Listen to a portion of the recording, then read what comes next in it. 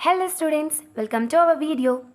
Today, through this video, we are going to learn the light reflection and refraction chapter from the NCERT Physics of 10th class.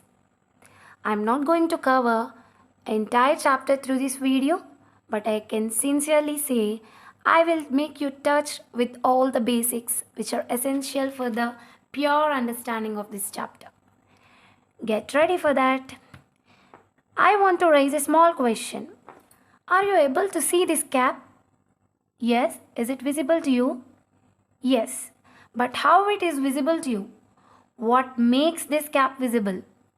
Yes, the reflected light ray which is arriving from the object, which is our cap, is making us visible to see it.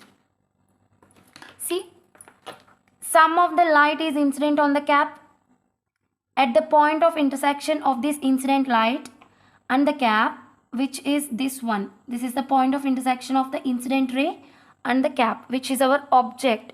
Incident ray and the object, that point of intersection, at that point you should draw a normal. This is our normal line. From that point the light ray gets reflected. This is our reflected light ray. Incident light ray, point of intersection, normal, reflected light ray. When this reflected light ray reaches our eye, then we will be able to see this point of the cap, right? So I had one more question for you. If I want to see this part of this cap, this blackest part of this cap, then definitely the incident ray has to be placed there. This will be our point of intersection. From this point you have to draw a normal. From that normal, the ray will get reflected. This is angle of incidence I, angle of reflection R. This reflected light ray on reaching our eye, we could be able to see this blackest part of this cap. Similarly, when you want to see this part of this cap, light ray has to be reached there. From that point you have to draw a normal with an angle of I. With an angle of R, the ray will be reflected. When you place your eye, or simply when the reflected ray reflects and it reaches your eye, you could be able to see the object. So, in this manner, you could be able to see various parts or various positions or points of the object. So, answer to my question sincerely. What makes the things visible? Simplest answer is reflected light from the object. So, the reflected light from the object makes the things visible. My second question is, have you observed light ray traveling in unpatterned manner, like not in straight lines? No, it is not possible, because it is said that always light travels in straight lines. Light always travels in straight lines. It was said previously. Of course, it is true yet now. But light travels in the form of straight lines. Is it the only path of light? Only pattern of light? No. Whenever scientists proposed this, later on some problem has arisen. What is that problem? Whenever light ray is incidenting on some particle, when the light ray travels only in the form of a straight line, it has to either reflect back or it has to get refracted like this. But the light ray here is not either reflecting, not either refracting. That means neither reflecting nor refracting. What is it doing then? Whenever the light ray is meeting some obstacle, it started bending around the obstacle like this. The light started bending around it. Whenever light is traveling in a straight line, it should either get reflected or refracted. Instead, why it is bending?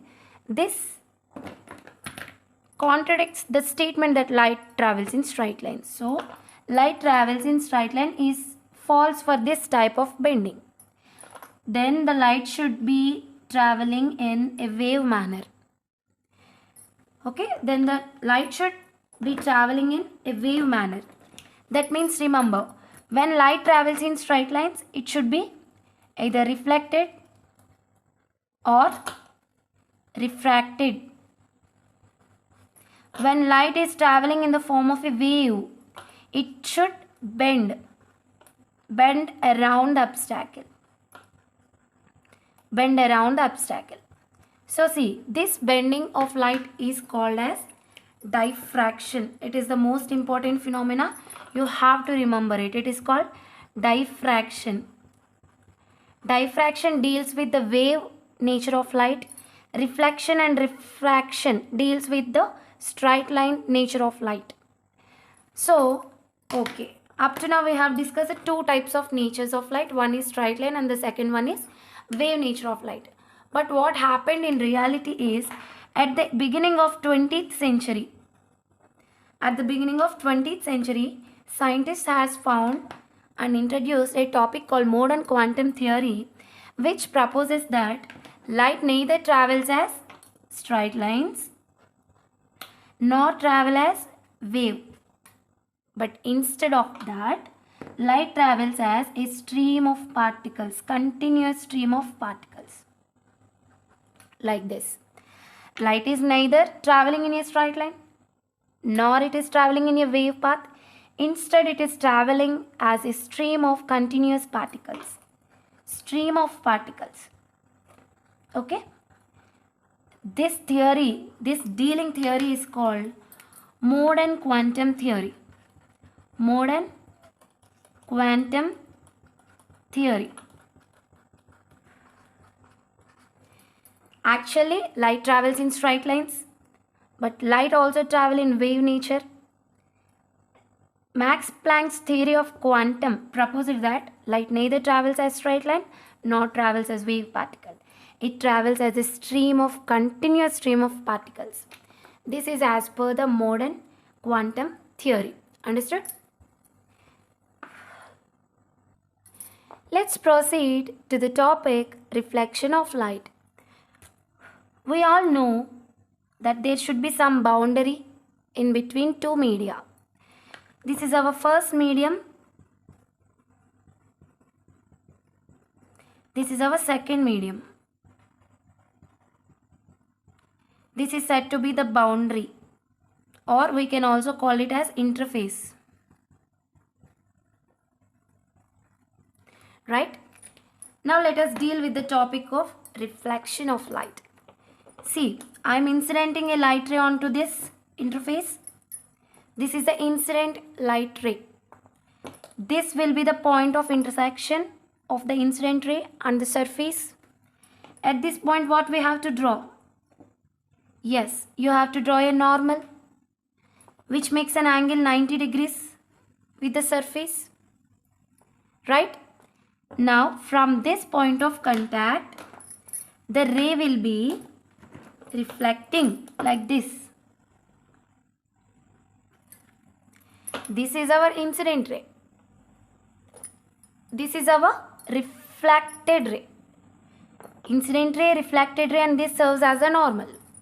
Now, important thing that you should remember is the angles. The angle in between incident ray and the normal, angle of incidence. Angle in between reflected ray and the normal, angle of reflection. Remember, first point, angle I equal to angle R. That means angle of incidence equal to angle of reflection. This is our first law of reflection. Angle of incidence, which is angle in between the incident ray and the normal, will be equal to the angle of reflection, which is the angle in between the normal and the reflected ray. This is our first law of reflection. Done? This is our first law of reflection. What about the second law of reflection? For this purpose, again we need to draw a surface. Again we need to take some incident ray. At the point of intersection of the incident ray and the surface, draw a normal. Again some part of the ray will be reflected. Now this angle of incidence I will be equal to this angle of reflection R. This is about first law. Then what is the second law? Remember, second law states that the angle of incidence. That means the incident ray, the reflected ray and the normal all are lying in the same plane, right? This is plane 1. This is plane 2. Now answer to my question. Are the incident ray, reflected ray and the normal lying in the same plane, plane 1? Or they are reaching the plane 2? No, they are not reaching the plane 2. They all lie in the same plane. This is the second statement for the law of reflection. First law of reflection states that angle of incidence will be equal to the angle of reflection, which is simply I equal to R. Second law of reflection states that all the three, which are the angle of incidence, which means the incident ray, the reflected ray and the normal, all the three lies in the same plane. These two are said to be the laws of reflection. Most important to remember. And one more thing, these two laws are applied to all the types of reflecting surfaces, including the spherical mirrors also. These laws are not just congested to plane mirrors. They can also be applied to the spherical mirrors. That is the point that I just noted here. These laws are applied to all the types of mirrors, including the spherical mirrors also. It is not just confined to the plane mirrors. Right? This is about the basic part of this chapter. Let us discuss about the spherical mirrors, plane mirrors and the image formations in the next video.